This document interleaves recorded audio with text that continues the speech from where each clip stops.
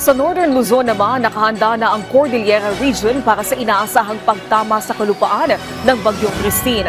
Batay sa tala ng mga otoridad, tumaas pa sa higit 800 barangay ang posibleng magkaroon ng landslides at pagbaha dulot ng walang patid na pag-ulan.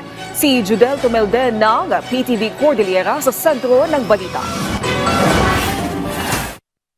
Naka-red alert na ang Cordillera RDRRMC Operations Center para sa pagbabantay sa epekto ng Bagyong Christine. Nasa ilalim na rin ng Charlie Protocol ang rehiyon na ang pinakamataas na level ng emergency preparedness ng Office of Civil Defense para sa bagyo. Ang Department of Social Welfare and Development may nakahandang mahigit 63,000 family food packs at mahigit 25,000 non-food items para sa mga maapektuhan ng bagyo sa Cordillera. May halos 3 milyong piso din na standby funds para sa karagdagang tulong sa mga biktima. Sa ngayon ay may nakapreposisyon na family food packs sa bawat probinsya para sa mabilis na pamimigay ng ayuda. As of 6 a.m. ngayong araw, wala pang naitatalang lumikas na pamilya sa Cordillera. Pero pinapayuhan ng mga residenteng naninirahan sa mga mapanganib na lugar na lumikas na bago pa tumama sa kalupaan ng bagyo.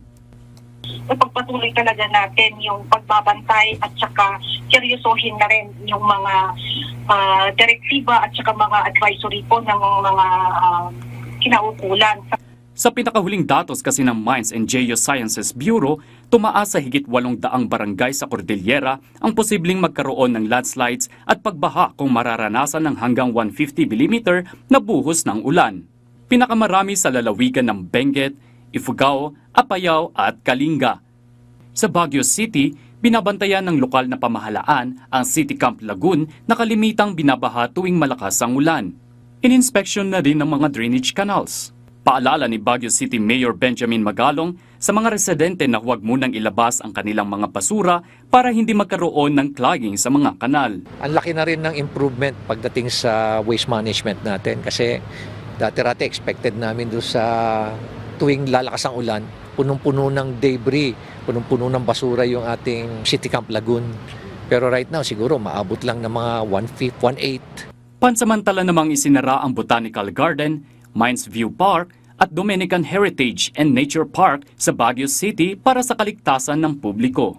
Sinuspindi rin ng Atok LGU ang tourism activities hanggang sa October 26 dahil sa bagyo o hanggang sa makalabas ang Bagyong Christine.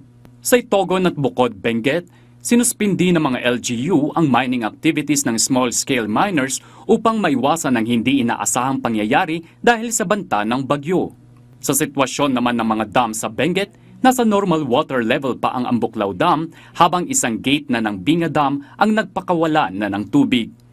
Naka-red alert na rin ang Beneco para sa bagyo.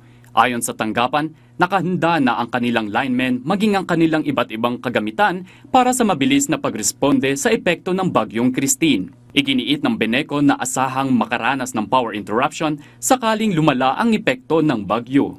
Meron din protocol din na pina-follow natin. Siyempre pag yung mga pangmalawakan ng mga damages, uunahin po ng ating mga linemen na iayos yung ating mga primary lines o kumbaga yung ating backbone lines. And then saka po isusunod yung mga laterals. Judel Tumelden para sa Pambansang TV sa Bagong Pilipinas.